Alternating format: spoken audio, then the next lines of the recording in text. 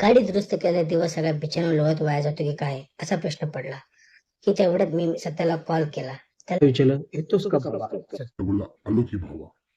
आधी ISKCON temple किंवा centre park मध्ये जायचा विचार होता, पण गर्दी असल्या कारणाने आम्ही तिकडे गेलो नाही. मग मॉलमध्ये जायचे ठरले. थोडा फिरून झाल्यानंतर सत्या बोलला, मी जरा पायातलं वाहन घेऊन येतो, आणि सत्या निघून गेला. कवीने त्याच्या फेवरेट गाडीमध्ये बसवले.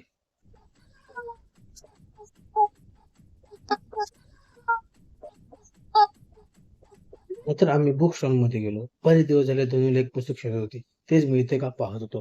तेवढ्यात कबीर मांडी घालून खाली बसला आणि आम्हाला बाबासाहेब दाखवू लागला. एवढ्या पुस्तकाच्या कवीने बाबासाहेब ओळखले याचा मला प्रचंड आनंद झाला. कवीसाठी एक छोटे पुस्तक आणि धनुसाठी रिच डॅड पुअर डॅड हे पुस्तक घेतले. तो पण सतीश पायातले वाहन न घेताच आला.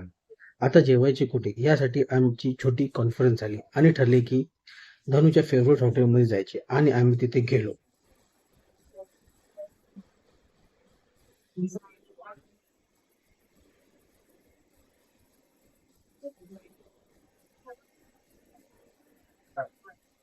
हे आम्हाला लाईव्ह म्युझिक ऐकायला मिळाले. जेवण उरकून आम्ही घरी निघालो आणि कळले की धनु निराश आहे, कारण तिला रिच मॉम पुअर मॅम हे पुस्तक हवे होते.